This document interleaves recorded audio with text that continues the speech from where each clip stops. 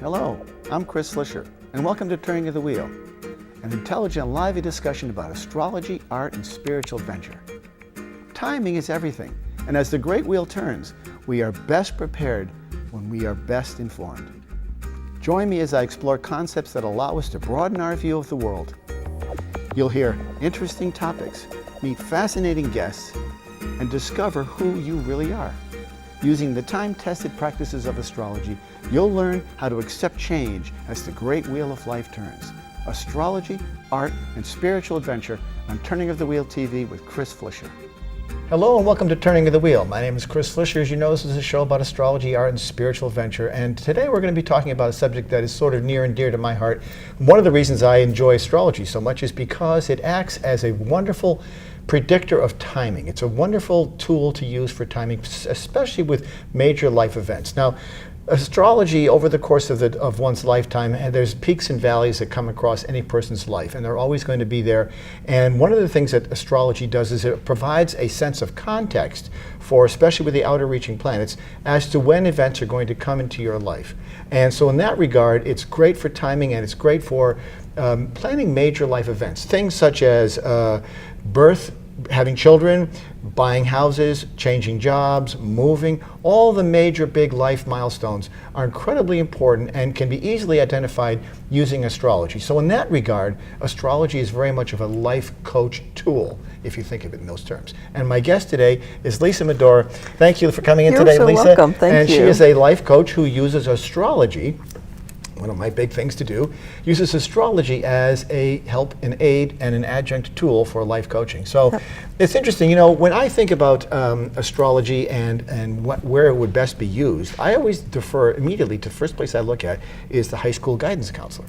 Right, absolutely. Because of the ability of what the chart will show, but people are a little bit scary about that. That's, and I'll tell you, as a mother of two teenage kids, what I wish I knew so long ago, because it is an amazing tool, especially for somebody like a guidance counselor. Even if we look simply at the elements, just Chris, the elements alone. Just knowing what kind of kid we have sitting in front of us. If I can look at his sun, his moon, and ascendant, I'm going to have a much better understanding of how I'm going to communicate and how he's going to communicate or she's going to communicate to me. Right. And it's really the first thing I do with my clients. Yeah, me too. Who am I working with Right. here? What kind of energy am I dealing with? Are they shy, reserved? Are they outgoing, boisterous?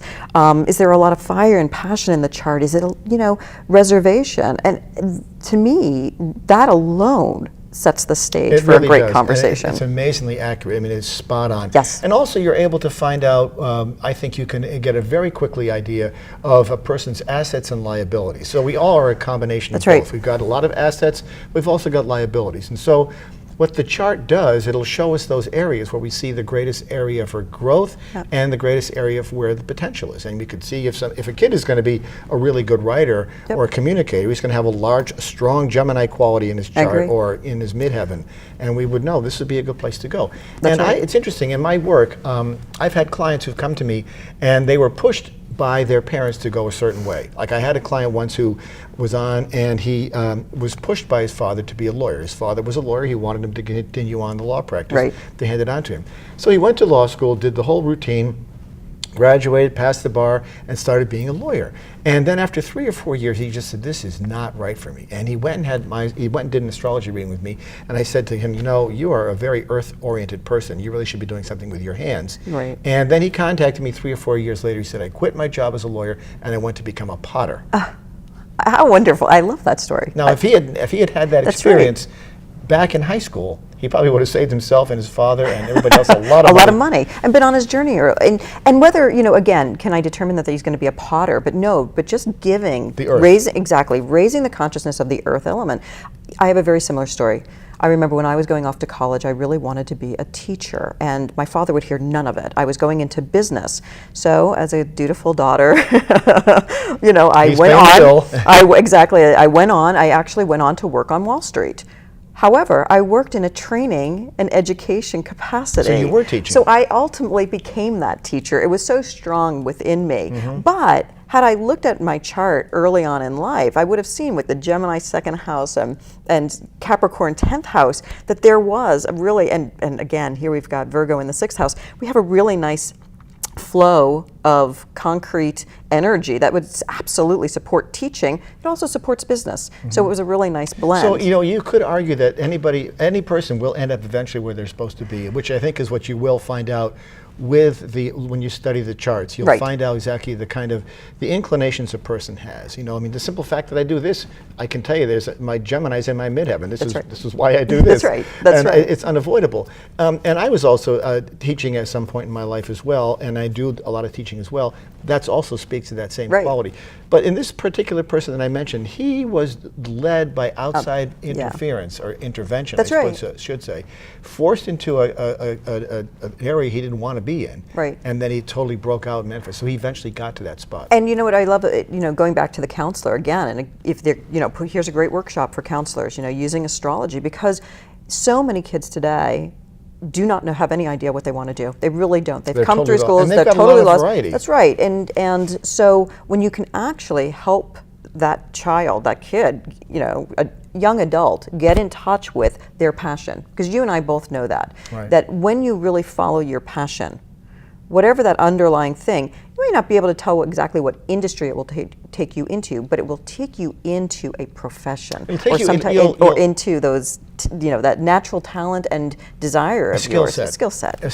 Sort of a, whether you're a communicator or whether you're a person who does the foundation work or whether you're the manager, all those characteristics are there. You make a very good point, though, in that we all have these, what I would call assets and liabilities in our in our toolbox, which is represented by what we see in the astrology chart. You can see clearly where the tools are and where that person should apply them. Where the business sector that they apply them to can be widely diverse, but at least they would get closer to that. I agree with you, absolutely. And I often find in my own coaching practice today, I'm dealing with more adults than I am teens, although I'm working with parents of teens. Life changes. And so this is wonderful, because now I'm working with somebody who is, in some type of crisis mode, coming to typically not enjoying the job they want, feeling that they are trapped there because of financial or what have you.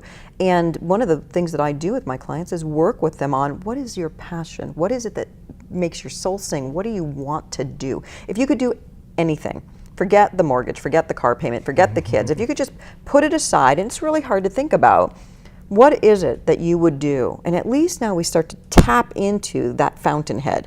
And chances are, it's right there in the chart. And so one of the things that I find the astrology really, it's excellent for validation, right? Yep. Somewhere inside, I often find these people know this already. They know there's a natural skill or talent or passion. And when you can validate it through the chart. As a stranger. Oh, as a stranger, but the relief and the joy that comes up all at the same time for me, to me is like, we just hit gold. Yeah, and the reason I mentioned the stranger is because you don't have any foreknowledge of the individual. If you were the next door neighbor, or you were an aunt or an uncle, and you knew the child very well, you'd be able to say, well, we could see what Johnny's attributes are just by knowing him as a person. We know he likes to play video games, or he likes to do sports, or whatever. But not knowing the person, I always make a point that when someone comes in, I say, I don't want to know anything about you at all. I just want to have your chart in front of me, and then when I start speaking to the chart, and you know what I'm saying is accurate, then you know we're on track. Right. The less I know, the better. And That's I think you'll probably feel the same way. Absolutely. And so a lot of times when I'm, again, as a life coach, a lot of my clients are finding out that I'm using astrology. Of course, I'm asking for their information. I ask them if I can, cast their chart, that it's a very valuable tool for me. And depending on the individual, I will then gauge my conversation. I might be more technical with some people who are really interested in the astrology, tell me more, and I will be less so with individuals who are maybe a little bit, reserved about it. And that's fine, because I know that the tool works and I know what I'm looking at. And so it's incumbent on me as the coach to bring this about in them. And that's also validating itself, because when you don't know anything about that person and you start speaking to it and you see their eyes light up or their head begin to shake and like, you're right about this, you're right. Then you know you've struck a vein of gold, and it always works. It invariably works, and the validation is always there. As an astrologer, it's easy to play the psychology game. You take a look at somebody's sun, moon, and ascendant, you can pull together pretty quickly, right? A very concrete obvious, portrait of this person. There you go. And I often use that. And that is often a good icebreaker, because the person easily sees, okay, You don't know me, and yet you've just identified me on a very real level. And then from that place, they either will open up and start talking about what brought them here. You know, there's the coaching that comes in. Still having that conversation. So rather than having somebody in front of me who's there really for just an astrology reading, it's about the dialogue. They are here because something typically is not going right in their life. They're stuck, they're stagnant, they're depressed, they're lethargic, they're not sure of their direction. I'd love to say I see a lot of happy people, but oh, no, you they don't. don't usually come to me and happy. I think what happens is that what we're seeing is we are seeing a person who has probably been misled. Yes. Been misled by either finances or parental pressure. Any number of things enter into us. You know, oftentimes, and there's a solution to that as well. Oftentimes, people do not know what their chart is. Like, for example, I didn't perhaps know that when I was 16 where I was going to be. I didn't find out until 20 when I first got involved with astrology what I wanted to do. But what I'm saying is that you may not get there at the time that you think. So you may have certain obligations. You may get married, you may have children, you may have mortgages, but once all that dust settles, eventually you are going to get to that spot in your life. And I always say that is everybody arrives at a certain point in time, and they will arrive at the accuracy of the chart. And I've always used examples. I use two extremes. You look at someone like Michael Jackson, who's 5 years old, and he's on the stage dancing up a storm with his brother. His clock or his destiny was very apparent. Right. Then you look at somebody who was very old, who didn't hit their mark until they were in their 90s, like someone like George Bernard Shaw, who didn't get his first book published till he was 94 years old. So those are extremes. But even if we are stuck in what we consider to be a situation like mortgages, I can't change my job, I'm bound by mortgages, I've got 3 kids, I've got car payments. That is there, and yes, you will pay homage to that and dutifully do that if you have a strong characteristic in your chart.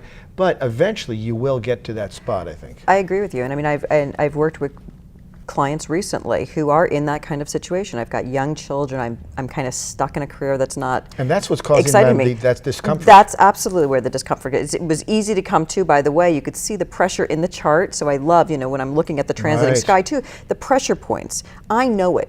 What I try to do is get my clients to go there. But if they're not, I'll go there, and then that'll kind of blow them away. Like, how would you know? And I'm like, more of the concern that's turning it back on them, and let's talk about why you're here. And that's one of the challenges we face as astrologers, I believe, is the ability to take the complex astrological language and turn it into plain language, and be able to say, you know, something I think you would do really well in this regard. And you know, it's not like you're spinning magic. And the thing about astrology is that because it is so accurate, and it really is the world's first psychology. It is.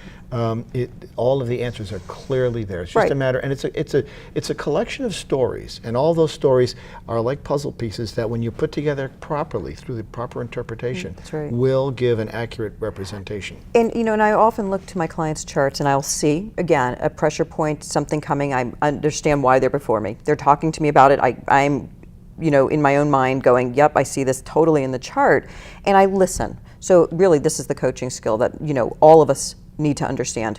My greatest skill is listening, letting my client talk. And if I've gotten them to the right point, if I've made the right connection and introduced the right, you know, in the right way, they're talking. And I'm listening. And I'm making my notes, and I am now comparing what I saw in the chart to, this is important to me. How is it manifesting in my client's life? I can read these symbols all day long. I have a pretty good sense of what's going on, but it's still just a blueprint. And what fascinates me as a coach is, how is it manifesting, and where are they feeling the challenges, and where are they, you know, and are they even recognizing the opportunities? And I think one of the greatest things that I love to do with a client is saying, for every challenge that you're feeling, there are opportunities. And by the way, I love challenges, you know.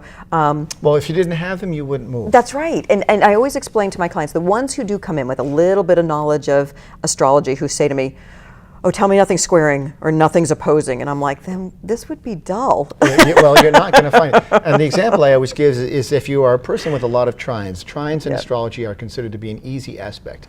If they're soft, meaning that there's no challenge involved.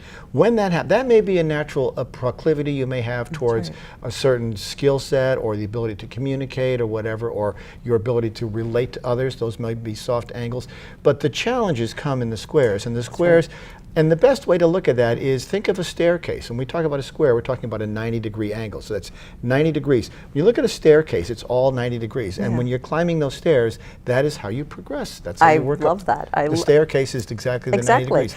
And those challenges are there for that reason, That's to right. force you. Because if you were comfortable, you would not make progress. That's right. And if you were comfortable, you wouldn't be here having this conversation with me right now. Exactly. And so the squares and the oppositions help us to truly hone in on what is it you're feeling? How is this, again, feeling for you in your life?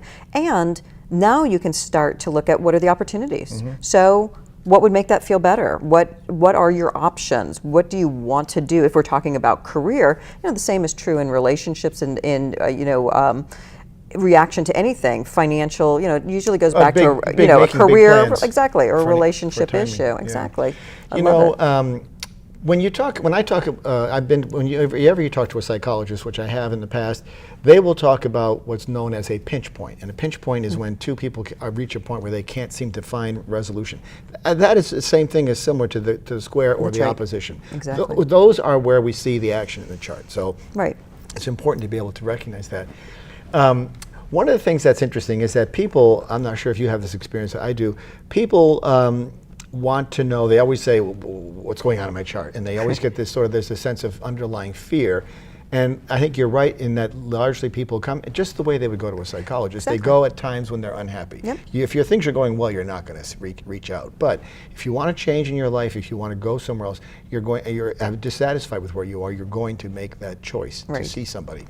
And one of the things that strikes me about that is that you can't necessarily say with precision, like next Tuesday, go and buy a lottery ticket. And I would never do that. I would never say, you're going to get ill or whatever. I just don't think that serves any purpose. Right. I think what's important is that we say, astrology is a theme-based modality, whereby there's a time in your life when it is you have to know when to hold and when to fold. That's right. That's right. I absolutely agree. And oftentimes we will talk about the transits. If we've progressed to this point, and we'll see a Saturn transit. Where you can honestly say to someone, okay, this is going to be challenging. It's here for a reason, and it's going to be potentially, depending on how you approach this, a great time of opportunity and learning. And the rewards are there. The rewards are there with Saturn, as you know. But that's one of the transits. Outside of the outer-lying planets, the Saturn transit for me is actually an exciting transit. It shouldn't hold horror and I always say to my clients, what's going to release needs to be released, and we can't fear that. But understanding that this is a 2.5 to 3 year transit, and then look at what's around that and what's going to happen. So at least you can settle them into. This isn't going to pass by next week. I think Saturn in particular is a maturation basis. We think about the Saturn return. Many people recognize what that is. Maybe if you don't know it, it's a time when Saturn goes around. It takes about 29 years to go around the wheel of the whole wheel of the chart, and when it gets back to the point where it was at your birth, that's called the Saturn return. That is typically when people at that time, they're 28, 29 years old, they are graduating from college, they're getting their master's degrees, they're getting married, they're having children, they're buying homes. Those are all putting on your big boy pants. It's time it's time to step into the real world and throw away the toys. That's right. And so in that case, it's a very valuable time. Extremely, and necessary and inevitable. Exactly, and I think a lot of coaches would, totally identify with this. I think we attract people into our lives to work with that kind of match what we're doing. Absolutely. I see a lot of my clients right now are going through their Chiron return, which kind of is the predecessor to the Saturn return. Bringing up old wounds. Exactly, bringing up old wounds, and a lot of those old wounds do come up in choices, choices made. And also the direction my life is going. Something is off. Something is not working for me. And I think in the case of Chiron, it has to do with sort of these hidden wounds that have not been resolved, whether they're with your parents or whether they're with an old boyfriend or an ex-husband or wife. Those are things that are touchstones that perhaps may have been brushed over at the time, and yet they still are linger. There's some of this stuff, there's a lot of emotional baggage that we carry. There is, and sometimes we have to unpack that and then repack it. I agree with you, and I think this is a critical time. When you take a look at someone's life, especially that's going through their Chiron return, they're somewhere around 50, 49, 48, 49, 50, where this falls in their chart, and you realize that a lot of their life is dismantling. If they are married, if they have children, chances are those children are older. They're starting to journey off their own way to college and beyond. And Empty it is nest, the empty nest very feel. big stage. Exactly. And what I say to my clients is, what a phenomenal opportunity you have now. Because you can pull up that which you didn't seize the first time around. And here's life giving you this wonderful opportunity to seize it again. So yeah, you know, and I'm not going to say don't feel sad or depressed. Of course, your kid's going away. Oh, it's a very difficult time. It's a difficult time, but move it forward. What do you want to do? Right. That door closed, but that window just opened. Right. And if people knew the value of that, if they knew the value of Jupiter and they knew the value of Uranus in particular, at 42, 43 years old, you're having what's called a Uranus opposition. This is where we feel this typical sort of midlife crisis. Yes. Carl Jung even spoke about this as one of the major stages of development for an individual, where your focus tends to be more self-directed. Also, it's a time when we see a lot of midlife crisis. People Absolutely. break up, the kids are out of high school, the kids are off to college. Many couples will break up then, or they'll just fall apart. And you know, here's what I think is wonderful about understanding those kinds of transits in our lives is that we all have it. We all experience it. So once again, it puts the client at ease. It's not just you. As a matter of fact, I'm going to tell you it's the time of your life. And a lot of people go through what you're going through. Not exactly your specific, you know, everyone's unique, but now we can relax. You're not crazy, you know, it's not just you. That's the validation piece. There's the validation. It's such an important, it's amazing how much validation people, how much people really appreciate the validation. It's a huge part. Accept yourself, accepting yourself, you've known it. Vital. When you accept yourself, that is the point we can move into empowering ourselves. And that's the place I move my clients from, you know, listening, validating, and empowering. Right. Moving forward, you know, this is a wonderful, it feels tough right now, but where within this challenge is your opportunity? Right. And that's the coaching. I mean, that's the difference between going to a coach, let's say, and a psychologist, you know, I mean. Well, I mean, but interestingly enough, if I were to look over the years of being an astrologer, and if I were to find the one occupation that has come to me more than anything else, it has been the psychologist. It's always funny because I think inherently they know that they say, wow, we know this works, and there's got to be something going on there. And that's the predominant, more than bankers, more than lawyers, more than anything else, it's always the psychologists who come, because they understand the thought process that goes on behind that.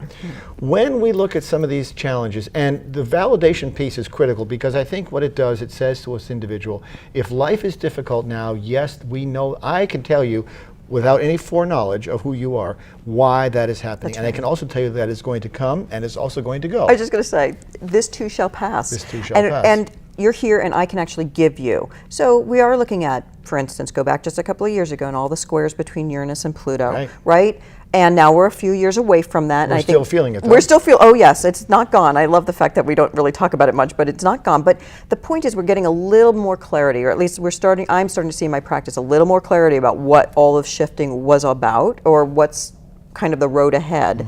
But I say to my clients, these are really long-term transits. Pluto's still only midway through Capricorn, and Uranus the same way. So they're going to be going on. So where is the shift? Where are you internally? Either you know it because you've been following it, or you're just awakening to that shift and honor it. And honor it and apply something to it. I would say, put a new coat of paint on, or whatever. Go back to school, shift your direction, even if it's a small step. Now, we all know our lives can be complex. We know that we have children, we've got mortgages, we've got insurance bills, all these things are there.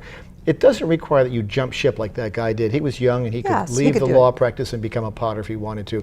My point is that if we are in a bind with all of these other extraneous things that come along our lives, our lifetime anchors, we would find a pathway that would allow us to address that slowly and say, you're going to be in this Uranus transit for 7 years.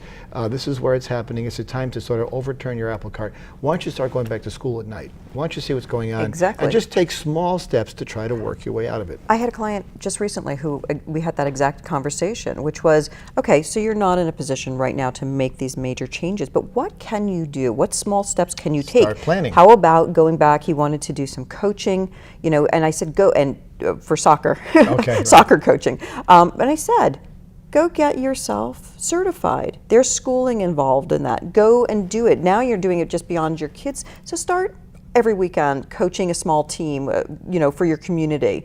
Eventually you might find that you've gone back to school and now you're doing it at the high school level, which is ultimately his ultimate goal, but he's not in a position to leave his job, his day job right now. This is where the coaching and the timing are critical, because what it allows you to do is you say, okay, you can set in place at least a motion to get there.